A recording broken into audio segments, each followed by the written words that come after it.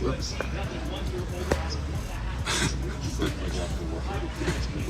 Please, I hope you stop. This guy's ready. Please stop this way. Please start this way. Nick's praying for the fight to start this way. It looks like it might. All right, I'm going to keep you guys in on this one. What the f*** is going on here? You know what time it is? It's a Contender series. Pause due to poor connection. All right. Let's go, Jen. You first. You first. Hands first.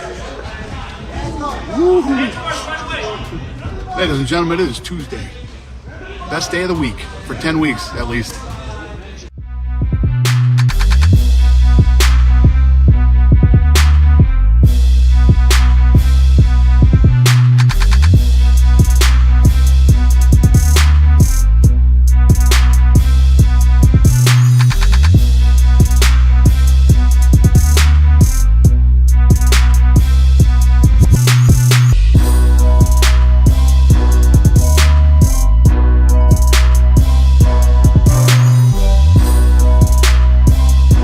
I don't know this guy from a crumb of bread, right? I didn't know who he was when I met him. I got hip afterward that he's like insanely racist and homophobic and just not my type of guy, so I would have never even wanted to shake hands with him in the first place. But he also is just a representative of every person who's too scared to just be themselves, because if you're comfortable as yourself, you don't care who anybody else is and how they are. He's so dumb that I'm going to tell him right now, you should not keep saying stuff because it just makes me look better, but you're going to keep saying stuff. So I know that you'll react and say more things, but you just shouldn't. As a person who's just giving you big bro advice, learn this. Shut the fuck up and don't speak on me anymore and live your life. But you won't, and I'm going to continue laughing at you because you're a fucking idiot.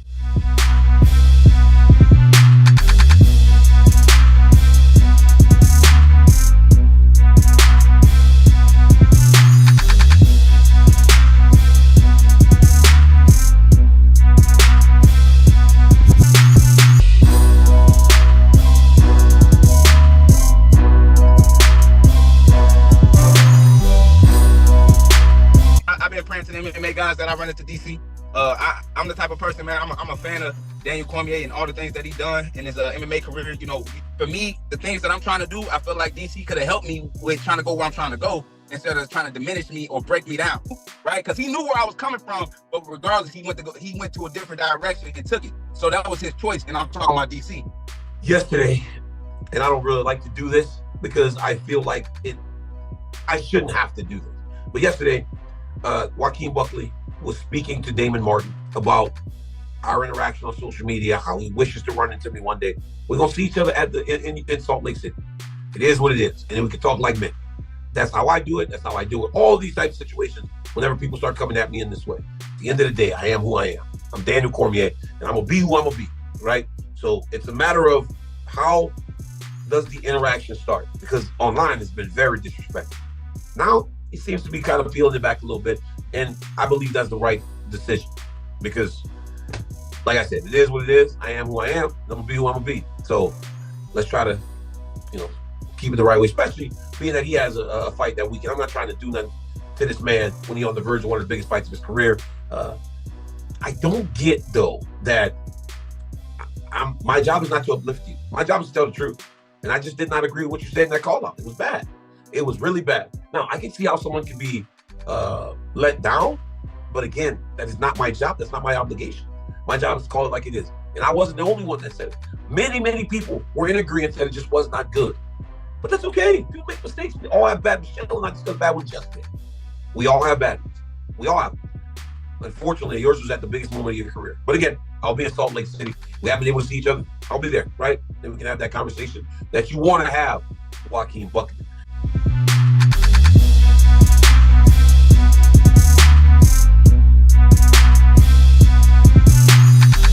Conor couldn't go 5 rounds back when he could train all of the time. How are you possibly going to go 5 rounds? You have the most undisciplined guy in the sport taking on maybe the most disciplined guy in the sport. How could you possibly breathe for 5 rounds? I'm not putting Conor down in this spot. I'm saying this is what he's up against. I will walk out there and try anyway, because if I land that left hand, I'm never going to have to get to those championship rounds. When I watched him hit the heavy bag, I've got to tell you, he moves in a beautiful fashion. I noticed that he had an emphasis on elbows and the power he has from that as opposed to leg kicks. I haven't haven't seen a huge emphasis on the leg kick, which I think we could all understand. But it is the biggest question of the fight. The question is not, can he beat Michael Chandler? What difference does it make? He didn't beat the last guy. What difference does it make? They're not even fighting a weight class. The whole question on this fight is, can Conor, is he special enough? Is he driven and disciplined and hungry enough to return after such a catastrophic injury? That is the story of this fight.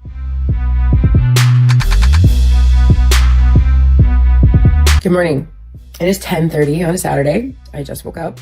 It feels so good to sleep in, and I needed it. And the most important thing you can do as an athlete is sleep. A lot of influencers and online gurus talk about, like, you gotta wake up at 5 a.m. This is the ultimate hack, blah, blah, blah. You gotta be productive. You gotta do this. You gotta do that. And I think that, yeah, it depends on your goal, right? What is the point of being productive if you don't have peace? And when I mean peace, I mean inner peace. Like, do I feel good when I'm productive? Do I feel good when I wake up at 5 a.m.? Do I feel good when I, like, do the cold plunge, get in the hyperbaric, meditate, make a delicious, nutritious new breakfast for my kids, pray? Do I feel good? Yes. But what is the point of my productivity if I don't have inner peace? So are there days when I need to sleep until 10:30? I'm mentally fatigued. I'm 6 weeks out from a fight? Absolutely. And is that just as important as waking up at 5 a.m.? Absolutely. I think it's about balance. And I think it's about the intent and the mindset. Okay, if I wake up at 5 a.m., is it because I want to wake up at 5 a.m. and do the cold plunge and sit outside and listen to the birds? Or am I waking up at 5 a.m. because I think if I don't wake up at 5 a.m., I'm a failure? So it's the intent. It's the, like, what is your mindset? What is your heart? Are you listening to your body? Are you listening to inner wisdom? Okay, that's my take, and I'm sticking to it.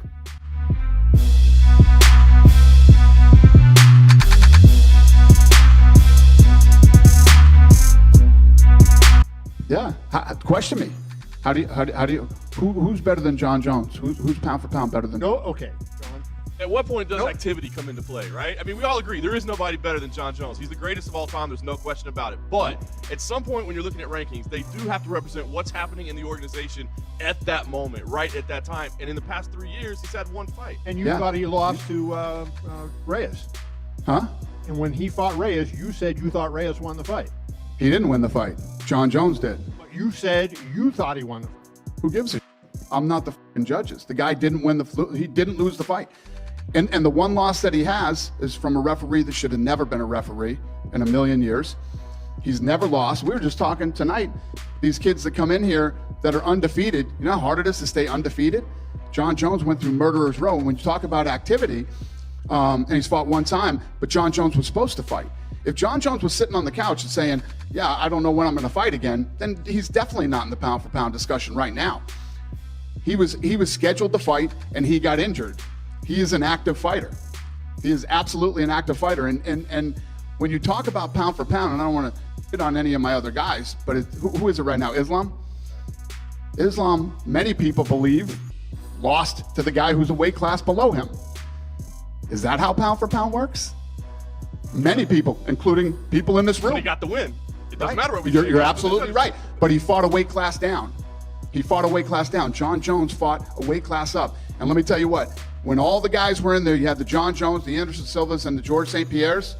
I know who wanted to fight who and who didn't want to fight who. And John Jones has always been willing to fight everybody. It's fucking silly.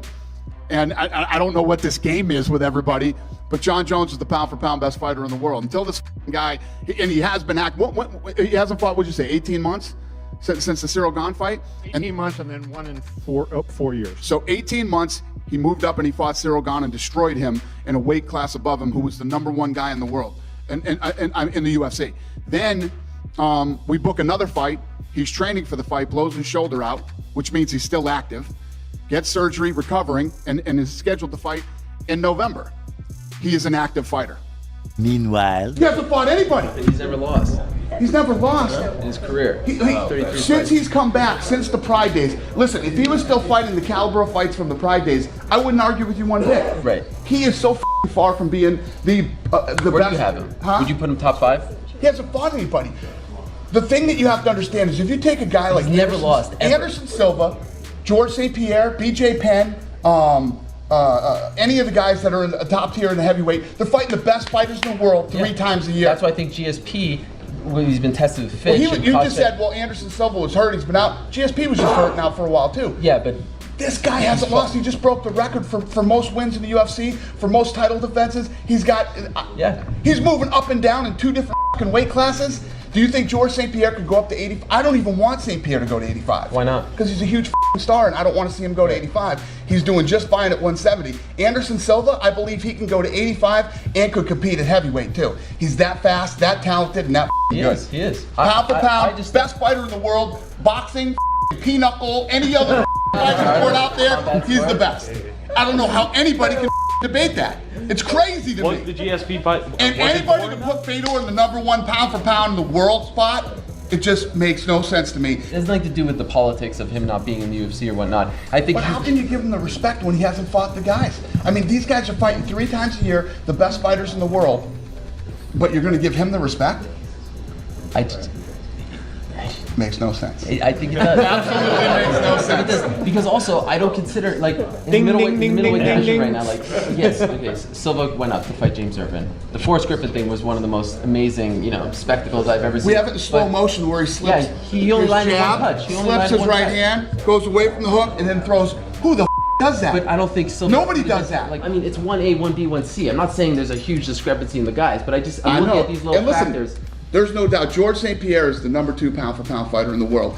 I think Anderson Silva's #1. I'm just going crazy on you because you got Fedor #1 and you got Anderson Silva #3. Trying to rile you up for That's the camera. crazy. So it's over. Ex-user Afeld MMA tweeted, with Dana White's pound for pound rankings being a hot topic, it's interesting to look back at his 2010 debate with Ariel Helwani. Dana's reasons for ranking Anderson Silva as #1 included Silva's activity against top competition, his success at 185, his success at 205, and potential success at heavyweight. In a separate interview at UFC 116, just weeks after that debate, Dana reiterated that the best fighters in the world are the ones who fight the best 3 times a year.